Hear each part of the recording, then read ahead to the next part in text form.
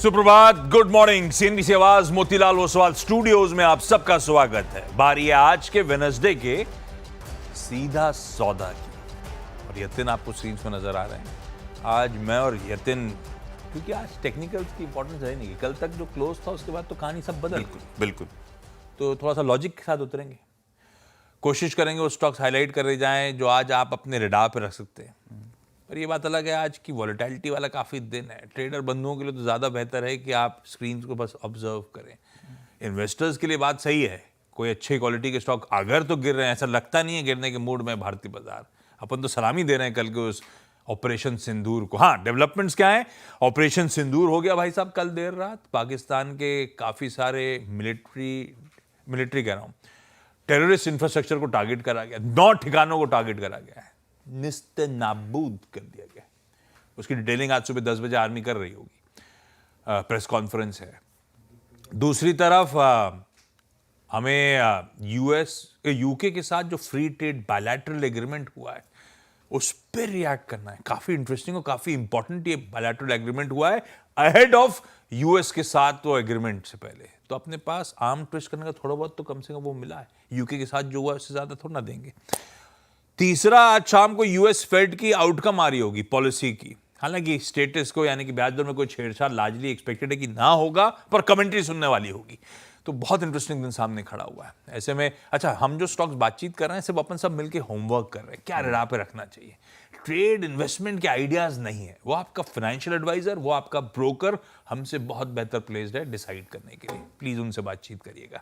Yatin, good morning भाई साहब। आज गुड मॉर्निंग नहीं, आज सॉरी, बोलना है। जय हिंद भाई। आज बिल्कुल जय हिंद बोलना है। और जिस हिसाब से Indian armed forces, Indian establishment, Indian citizens आज सुबह सब लोग टीवी देख रहे हैं, मन में एक वही भावना है, थोड़े इमोशनल हैं आज हम सब। और मुझे लगता है कि जब आप लोगों को मिले, आज ग्रीट करें तो जय हिंद से करना चाहिए। और जो हमारी एस्टेब्लिशमेंट है, हमारे आर्मी है, उनका हौसला बुलंद करना चाहिए। 9 ठिकानों पे, जैसे कि आपने कहा, इंडियन आर्म फोर्सेस ने प्रिसीजन स्ट्राइक्स किए हैं। लश्कर तैयबा हो या जैश मोहम्मद हो या दूसरे आतंकी ठिकाने हो, ढेर कर दिए हमने। और ऑब्वियसली भारतीय बाजार आप देख रहे हैं, एक नी जर्क रिएक्शन हुआ शुरुआत में गिफ्ट निफ्टी में, लेकिन आपको बाजार स्टेबल दिखाई पड़ रहा है।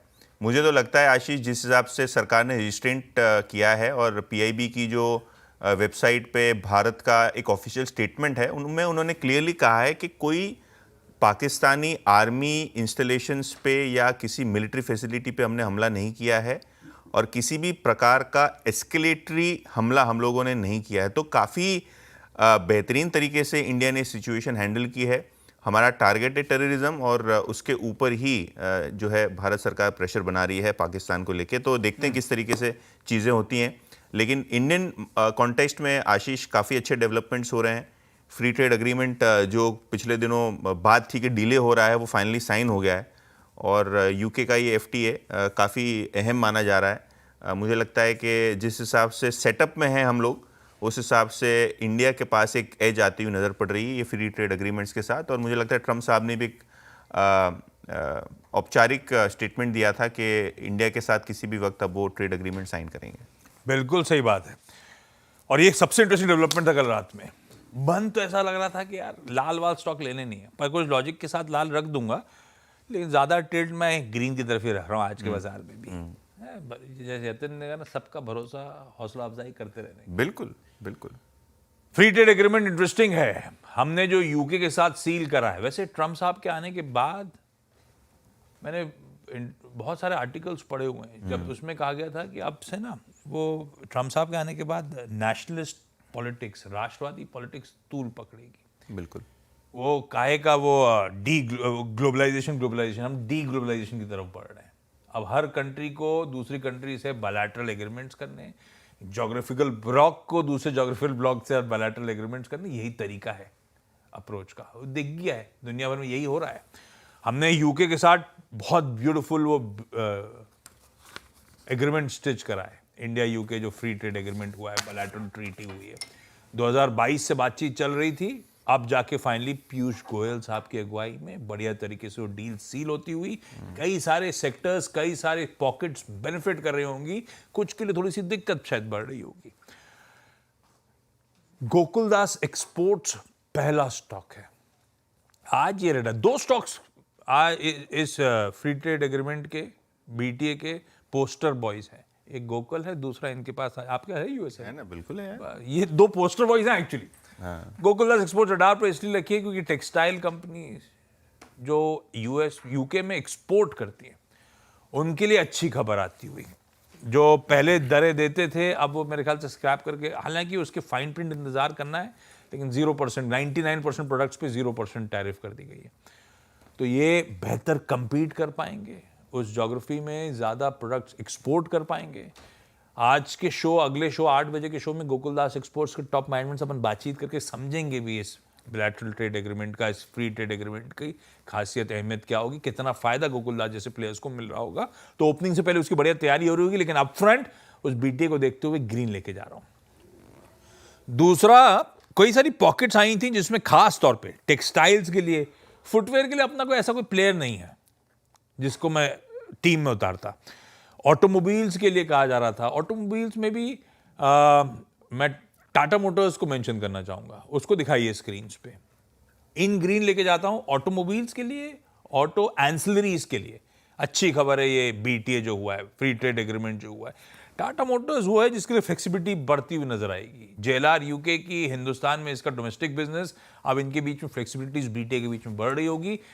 हालांकि टाटा मोटर्स के लिए कल भी अच्छी खबर थी, शेयर होल्डर्स बैठक करने वाले थे वो बिजनेस के विभाजन को लेकर, डीमर्जर को लेकर, लेकिन स्टॉक खैर बाजार का मूड ठंडा था। उससे पहले अपडेट आया था यूएस में इन्होंने अपने शिपमेंट्स की वापस शुरुआत कर दी है और टैरिफ इंपोजिशन के बाद 1 महीने के लिए रोका था, तो खबरें इनके फेवर में जा रही थी। और मुझे लगता है ये जो बीटीए हुआ है, फ्री ट्रेड एग्रीमेंट हुआ है, वो भी इनके फेवर में जा रहा है। टाटा मोटर्स भी इन ग्रीन लेके चलूंगा। दो हरे हरे और मेरे भी 2 हरे हैं आशीष। जो यूके के साथ फ्री ट्रेड एग्रीमेंट हुआ है, यहाँ यूनाइटेड स्पिरिट्स और Welspun India. United spirits obviously क्योंकि इनकी जो पेरेंट है डियाजो, ये यूके बेस्ड है और यहाँ से वो विस्की और स्कॉच इंपोर्ट करते हैं, जहाँ भारत ने इंपोर्ट ड्यूटी जो है वो आधी कर दी है। तो पहले मुझे लगता है 150% के आसपास ड्यूटीज लगती थी, अब वो 75% के आसपास कर दिया है। तो ऑब्वियसली एक सेंटिमेंटली पॉजिटिव चीज़ है। और यूनाइटेड स्पिरिट्स एनीवेज, जब से हम यूके एफटीए की बात कर रहे हैं तब से यूनाइटेड स्पिरिट्स का स्टॉक फोकस में है, तो इसको ग्रीन में लेके चल रहा हूँ। और Welspun India, obviously UK, US, Europe में एक बड़ा इनका एक्सपोर्ट हब है। यूएस से ज़्यादा बिजनेस आता है, लेकिन यूरोप से भी बड़ा बिजनेस आता है, यूके से भी अच्छा बिजनेस आता है। तो क्योंकि आज टेक्सटाइल स्टॉक्स ऐसे भी फोकस में रहेंगे, तो वेल्सपन इंडिया भी मैं ग्रीन में लेके चल रहा हूँ। दोस्तों यूएस से आता होगा, लेकिन इस फ्री ट्रेड के बाद आई एम श्योर कम से कम धंधा यहाँ से बढ़ रहा है। बिल्कुल बिल्कुल बढ़ रहा पॉजिटिव हो जाता है सबके लिए। खैर, अगला एक अवंती फीड्स, क्योंकि जब मैं ये जो नया ट्रेड पैक्ट हुआ है इसके बेनिफिशियरीज टटोलेंगे आप, तो कई सारे इंडियन एक्सपोर्ट्स को फायदा मिल रहा है। अपन ने टेक्सटाइल की चर्चा करी, अपने ऑटो एंसिलरीज की चर्चा करी, फुटवेयर की चर्चा करी, एक और है मरीन प्रोडक्ट्स। हालांकि अवंती फीड्स वी शेप है, बीच में एकदम से करेक्ट हुआ था और उसके बाद वी शेप रिकवरी हुई है, अपने हाईज के आसपास आके ऑलरेडी खड़ा हुआ है। और ये मरीन प्रोडक्ट्स के एक्सपोर्ट्स में, श्रिम्प फीड वगैरह में बड़ा प्लेयर तो एक ही है। तो इसी के साथ चलते हैं, इन ग्रीन लेके चल रहा हूं इन डेवलपमेंट्स पे अवंती फीड्स को। एक लाल है रैडिको कहतान। यतिन ने बात करी थी यूनाइटेड स्पिरिट्स की, क्योंकि डियाजो के लिए बहुत फेवरेबल है। डियाजो का यूके का पोर्टफोलियो हिंदुस्तान आ रहा होगा सस्ते में। डियाजो एक तो अपने आप को प्रीमियमाइजेशन की तरफ बढ़ा रहा था, और वहां से उनका सारा का सारा बल्क स्कॉच हिंदुस्तान आ रही होगी। डोमेस्टिक मैन्युफैक्चरर्स के लिए थोड़ी सी चैलेंजिंग सिनेरियो पेंट होता है। ड्यूटी कट हो रही है 150 से 75, और ध्यान रखिएगा ये तो अपफ्रंट कट हो रही है, अगले 10 सालों में ये ड्यूटी और रिड्यूस होकर 40% पे लाने की तैयारी है। ये फ्री ट्रेड एग्रीमेंट का डील सील हुई है। तो कहां 150% ड्यूटी, कहां 40% ड्यूटी, ये बल्क स्कॉच का इंपोर्ट टूल पकड़ रहा होगा, तो थोड़ा सा चैलेंजिंग सिनेरियो होगा। डोमेस्टिक में यही एक थी जो चमक रही थी, जो प्रेस्टीज एंड अबव में जलवे दिखाना शुरू करी थी रैडिको कहतान। हालांकि एक बात ध्यान रखिएगा, रैडिको के कल शाम को नंबर्स आए, नंबर्स सॉलिड हैं। आई 21% बढ़ी, बीटा 39% बढ़ा, मार्जिन में अच्छा खासा जंप है, पर नंबर्स अपनी जगह हैं। ये एग्रीमेंट के चलते थोड़ा, पर ठीक है, रैडिको को क्या करना चाहिए, ग्रेटर गुड के लिए बिल्कुल थोड़ा सा दर्द झेल लेना चाहिए। कड़वा घूंट पी लेना चाहिए। घूंट पी लेना चाहिए। आई एम होपिंग हरे में रहे, क्योंकि नतीजे बहुत अच्छे थे, लेकिन एक ओवरहैंग रहेगा, बस इसीलिए लाल है। पर नतीजे स्ट्रांग है तो अपन ऑब्जर्व करेंगे स्टॉक को। बिल्कुल। तो दूसरे दो है ना मेरे आशीष, रिजल्ट्स वाले हैं, जो वायदे मार्केट्स वाले हैं। Godrej consumer post market result आया, जो प्रॉफिट है 412 करोड़ रुपए आया। ऑब्वियसली पिछले साल एक एक्सेप्शनल लॉस था, तो आपको एक लॉस का बड़ा फिगर दिखेगा, टर्न अराउंड दिखेगा। हालांकि अगर हम एबिटा की बात करें तो एब्सोल्यूट एबिटा 0.5% बढ़ के 760 करोड़ के आसपास आया है। मार्जिन्स 21% के आसपास आए हैं। इसको ग्रीन में लेके चल रहा हूँ क्योंकि मैनेजमेंट की कमेंट्री ठीक ठाक है, और ऐसे भी एफएमसीजी काउंटर्स में आपको एक थोड़ा एक पॉजिटिव टोन दिखाई दे रहा है। इन जनरल जो मार्केट का एक्सपेक्टेशन था उससे थोड़े बेहतर आपको नतीजे दिखाई दे रहे हैं, जिसके कारण इसको ग्रीन में लेके चल रहा हूँ। और इसके बाद और एक स्टॉक ग्रीन में लेके चल रहा हूँ, बीएसई। देखिए, कैपिटल मार्केट रिलेटेड स्टॉक्स आपको फिर से एक बार फोकस में दिखाई पड़ रहे हैं। ऊपर के लेवल से ज़रूर प्रॉफिट टेकिंग है, लेकिन लोअर लेवल्स पे इन सब स्टॉक्स में बाइंग भी देखने को मिल रही है। बीएसई के नतीजों की बात करें तो नेट प्रॉफिट आया है लगभग 494 करोड़, यानी 500 करोड़ के आसपास, जो पिछले साल 107 करोड़ था, तो काफ़ी शानदार प्रॉफिट ग्रोथ है। रेवेन्यूज़ में भी 75% का उछाल आपको देखने को मिल रहा है, 850 करोड़ के आसपास का रेवेन्यू फिगर आपको देखने को मिल रहा है। और कंपनी ने लगभग 23 रुपये का डिविडेंड भी अनाउंस किया है। ऑब्वियसली कल एनएससी के भी नतीजे आए, वो भी क्यू घटते हुए नजर आए, लेकिन यहाँ आपने 35 रुपये का डिविडेंड देखा। तो मुझे लगता है कि ये जो एक्सचेंज स्टॉक्स हैं डिविडेंड के चलते भी फोकस में रहेंगे। और ये एक स्टॉक है जो आज शायद आपको एक सॉफ्ट टोन में खुलता हुआ नजर पड़े, लेकिन शायद लोअर लेवल्स पे यहाँ बाइंग देखने को मिल सकती है। तो ये एक स्टॉक है जो लोअर लेवल्स पे ध्यान देना है, बीएसई और गोदरेज कंज्यूमर दोनों ही में। हाँ, ठीक बात है। दो और स्टॉक्स अलग अलग रीजन से, एक तो सेलो वर्ल्ड को लाल ले जा रहा हूं, पर ध्यान रखिएगा पिछले कुछ दिनों से जो आईपीओ लॉक इन खुल रहे हैं, ऐसा नहीं है कि बहुत डंप हो रहे हैं स्टॉक्स। कल भी जो मेंशन कर रहा था रेनबो, वो फ्लैट ही बंद हुआ था, 1-8% ऊपर ही बंद हुआ था। तो बस ओवरहैंग के चलते लाल लेके चल रहा हूं। क्या हो गया है, वो जो आईपीओ आया था उसके बाद वो लॉक इन फेज था, वो लॉक इन फेज आज हट गया। 4.25 crore shares, to be precise 4.24 crore shares free up हो गए ट्रेडिंग के लिए। 20% कुल आउटस्टैंडिंग इक्विटी का, मतलब ट्रेड के लिए एलिजिबल है। इसका ये मतलब नहीं है कि कोई बेचने आ जाएगा, पर एक ओवरहैंग तो है, इस तरह की सप्लाई आने की तैयारी हो सकती है। तो सेलो वर्ल्ड को लाल रखते हैं। इन्फोएज, क्योंकि आज एडजस्टमेंट प्ले आउट हो रहा होगा, मैं इसको ग्रीन लेके चल रहा हूं। एडजस्टमेंट क्या है, इसने स्टॉक स्प्लिट को मंजूरी दी थी, आज वो एडजस्टमेंट स्क्रीन पर होगा। एक्स डेट है 10 रुपए की, जो पुरानी फेस वैल्यू वाला शेयर था 2 रुपए पे आ गया। 7,000 डिवाइड बाय 5 कितना हुआ भाई साहब? 5 1400 के आसपास। 1400 के आसपास इन्फोएज आ रहा होगा। खैर अभी भी मेरी रीच से दूर है, लेकिन कईयों की रीच पे आ गया होगा, उनके लिए तो अच्छी खबर। तो इन्फोएज स्प्लिट के बीच में इन ग्रीन लेके चलते हैं एडजस्टमेंट के बाद। बिल्कुल, 6 हो ये गए आपके 6 हो गए। और मेरे दो स्टॉक्स फिर से वायदे मार्केट के जो फोकस में, सबसे पहले एचपीसीएल की बात करते हैं। प्रॉफिट 11% ऊपर, एबिटा 3% नीचे है। ऑब्वियसली यहाँ एडजस्टमेंट्स है, लेकिन जीआरएम का फिगर देखिए, जीआरएम का फिगर एक्सपेक्टेशन से बेहतर आया है। लगभग $6.25 के आसपास जीआरएम का फिगर आया है, जो $5.5 के नीचे एक्सपेक्टेड था। तो कहीं ना कहीं एक 5-7% का जीआरएम पे बीट आया है, जिस हिसाब से क्रूड ऑयल का सेटअप भी है। ऑयल मार्केटिंग कंपनीज एक सेफ बेट आपको दिखाई पड़ रही है। ऑब्वियसली 2 दिन पहले स्टॉक्स में काफ़ी अच्छा मोमेंटम था, एचपीसीएल, बीपीसीएल, आईओसी में। येस्टरडे थोड़ी प्रॉफिट टेकिंग थी बाजार में, लेकिन आज अगर रिजल्ट्स के आधार पर देखें तो यहाँ आपको एक पॉजिटिव सरप्राइज देखने को मिल रहा है। इसको ग्रीन में लेके चल रहा हूँ। और कल पॉलीकैब के नतीजे अच्छा है। रिजल्ट्स के बाद स्टॉक में 5% का इंट्राडे अपमूव आया, 2% ऊपर सेटल हुआ। और केईए इंडस्ट्रीज के रिजल्ट्स देखिए, आरआर काबेल के रिजल्ट्स देखिए, सब ये सेक्टर के रिजल्ट्स काफ़ी शानदार आ रहे हैं। केईए का प्रॉफिट लगभग 34% बढ़ा है, रेवेन्यू 25% बढ़ा है, और मार्जिन्स आपको बेहतर होते हुए नजर पड़ रहे हैं कोर बिजनेस के। ऑब्वियसली यहाँ दूसरे भी थोड़े बहुत एडजस्टमेंट्स हैं मार्जिन में, जिसके कारण साल दर साल बेसिस पे नीचे आ रहा है आपको फिगर, लेकिन ओवरऑल एक्सपेक्टेशन से बेहतर आपको केईए इंडस्ट्रीज के नतीजे दिखाई पड़ रहे हैं। तो ये स्टॉक जो है वो ग्रीन में लेके चल रहा हूँ। तो 6 स्टॉक्स हो गए। एक छोटा सा ब्रेक, और ब्रेक के बाद आएंगे 4 बच्चे स्टॉक्स आपको बताने।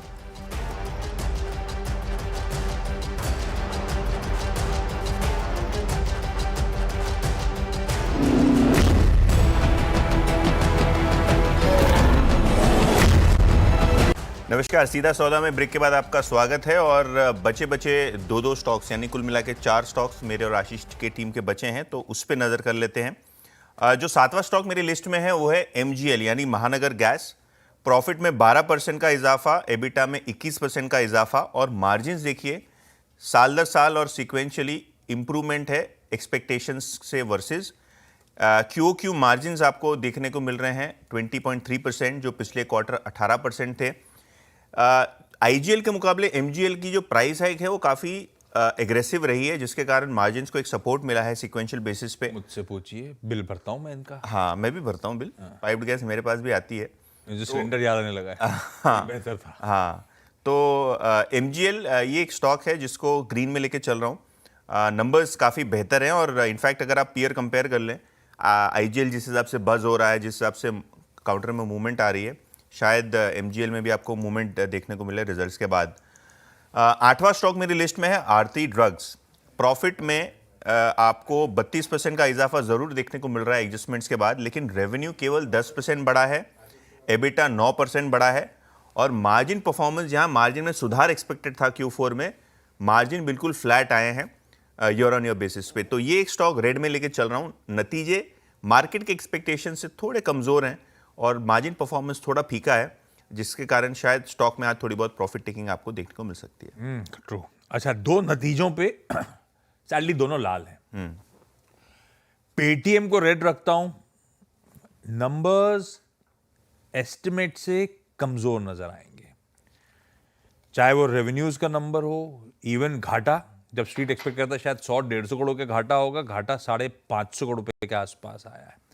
बाकी इंटरनल्स भी वीक दिख रहे हैं। पेटीएम रेड है, हालांकि कल नंबर से पहले देखिए किस तरह से 197 कम्युनिकेशन ठंडा पड़ रहा था। दूसरी तरफ पिरामल एंटरप्राइजेज, ये तो खैर रह के डिसअपॉइंट करता ही रहता है, इसके नंबर्स भी खराब हैं, एसेट क्वालिटी भी थोड़ी बहुत डिटोरिएट हुई है, पर ये दोनों ही स्टॉक्स जो थे ना अहेड ऑफ नंबर्स कल अच्छी खासी, चाहे वो पेटीएम हो 5% और दिन के लोस पे, पिरामिड एंटरप्राइजेस 5% दिन के लोस पे बंद हुए हैं। तो नंबर्स पे लाली, लेकिन नंबर से पहले लोगों ने अच्छी खासी मंदी कर रखी है इस काउंटर पे, ये ध्यान रखिएगा। यतिन, अगले दो कौन से? तो अगले दो में एक रिजल्ट है कंसाई नेरोलैक का। डिसअपॉइंटिंग नंबर्स हैं। देखिए, प्रॉफिट में 7% का डिक्लाइन, रेवेन्यू में 3% का सिर्फ इजाफा, एबिटा में 7% का डिक्लाइन देखने को मिल रहा है। मार्जिन देखें तो लगभग 1% से साल दर साल बेसिस पे घटते हुए नज़र पड़े हैं। डिविडेंड भी कोई खास नहीं है। तो ओवरऑल जिस हिसाब से सेटअप है एफएमसीजी कंपनीज का, जहां थोड़ा बहुत डिसअपॉइंट होता है रिजल्ट्स में, तो स्टॉक में सेलिंग आ जाती है। कंसाई नेरोलैक में भी शायद आज प्रॉफिट टेकिंग या थोड़ी बहुत सेलिंग देखने को मिले। रिजल्ट्स कुछ खास नहीं है, तो इसको रेड में लेके चल रहा हूँ। परफॉर्मेंस कोई खास देखने को नहीं मिल रहा है, और क्योंकि मार्केट का सेटअप थोड़ा वॉलेटाइल है, पावर स्टॉक्स, एफएमसीजी स्टॉक्स जो डिफेंसिव पॉकेट्स है ना, यहाँ आपको थोड़ी बहुत लो लेवल्स पे बाइंग देखने को मिल रही है। तो आज एनएलसी खबरों के आधार पर मैं ग्रीन में लेके चल रहा हूँ। इन्होंने एक पीपीए साइन किया है राजस्थान सरकार के साथ, जहां 810 मेगावाट का सोलर पावर प्रोजेक्ट प्लांट है, और राजस्थान में ये 2 बिलियन यूनिट्स जनरेट करेंगे एनुअली। तो ये 810 मेगावाट का जो प्रोजेक्ट है, पीपीए है, इसके पीछे स्टॉक में आज शायद आपको मोमेंटम दिखे। इसको मैं ग्रीन में लेके चल रहा हूँ। आशीष, 10 स्टॉक्स हो गए मेरे। ओके, अगले दो में एक तो नतीजे अच्छे थे तो एमजीएल ने दबा लिया, आईजीएल के भी नंबर्स अच्छा है तो ऑपरेशनली उससे बेहतर एमजीएल के नंबर्स हैं, तो ऐसी पीयर रब ऑफ के तौर पे मैं गुजरात गैस मेंशन कर देता हूं। हालांकि ये सब स्टॉक्स ना धीरे धीरे इंचअप कर रहे हैं, चार्टेडली स्ट्रांग है। अब आज देखते हैं किस तरह का रिएक्शन आएगा, लेकिन Gujarat gas ahead of number in peer numbers के बीच में ग्रीन करा है। लंबा चार्ट उठाइएगा तो जो बीच में पैनिक मोड में आए थे सारे के सारे ये सिटी गैस डिस्ट्रीब्यूशन कंपनी, ये तो खैर इंडस्ट्रियल के लिए ज़्यादा जाना जाता है, ये सब अच्छा खासा रिकवर कर रहे हैं। तो देखते हैं अब इसमें दमखम बचा है नहीं बचा, वो बात अलग। प्रेस्टीज एस्टेट्स को ग्रीन करता हूं, हालांकि रियल्टी थोड़ा सा हाई बीटा रहता है, ध्यान रखिएगा। शुरुआती कामकाज में हो सकता है थोड़ा सा प्रेशर में आ रही हो ये पॉकेट, लेकिन प्रेस्टीज अपन जानते थे बेंगलुरु और साउथ इंडिया का प्लेयर। उसके बाद हमारे ऑफिस के पास ही वर्ली में गजब का प्रोजेक्ट खड़ा कर रहा है। तो आपने वहाँ फ्लैट बुक किया? मैं बताता हूँ सुबह जब मुझे याद आया, मैं बताता हूँ आपको। तो वर्ली के रास्ते जब आता हूँ, हमारा ऑफिस के बिल्कुल पास ही में है, तो एक नज़र आती थी कई बार, तो उसी के बाहर बढ़िया सा मेट्रो स्टेशन भी बन रहा है, लोकेशन बहुत अच्छी थी। एक बार भाव देखते हैं भाई साहब, तो ऐसे ही ऑनलाइन भाव देखे तब मुझे रियलाइज, तब धक्का लग गया था मुझे बुरी तरीके से। लेकिन अब वो भाव तो खैर वो उनको बताने दें जब आप सेल्स के लिए मुलाकात करेंगे। लेकिन बहुत एग्रेसिव प्राइसिंग है। ये लोग ने एनसीआर में पैर जमाने की कोशिश करी। एनसीआर में फोरे करते वक्त जो पहला प्रोजेक्ट था रेजिडेंशियल प्रोजेक्ट, उसको गजब का रिस्पॉन्स मिला है। Prestige city Indirapuram 1200 units, 3000 crore रुपए की सेल्स अचीव एक हफ्ते के लॉन्च में, हाथों हाथ। महिंद्रा लाइफ स्पेस से कल मैनेजमेंट से चर्चा हो रही थी। रियल एस्टेट का मूड माल थोड़ा सा ठंडा जरूर पड़ा होगा यतिन, लेकिन वो जो है ना ब्रांडेड प्लेयर्स, उनका ट्रैक्शन ठंडा नहीं पड़ रहा। कोई भी अच्छी लोकेशन वाली आप और हम भी अगर खरीदने जा रहे होंगे तो किसी ब्रांडेड, चाहे वो थोड़ा सा प्रीमियम भी चार्ज करें, बेट उन्हीं पे करें। ये ज्वेलरी में भी हो रहा है, ये रियल एस्टेट में भी हो रहा है, हर जगह ऐसे ही देखने को मिलेगा आपको। खैर ये कहानी अलग है। प्रेस्टीज एस्टेट उस खबर पे ग्रीन रखा है, लेकिन आज दिन नहीं है रियलिटी के तेजी का, ये भी ध्यान रखिएगा। ब्रेक का समय है, 10 स्टॉक्स पूरे हो चुके हैं। जब लौटेंगे तो 10 स्टॉक्स का एक क्विक रैप अप।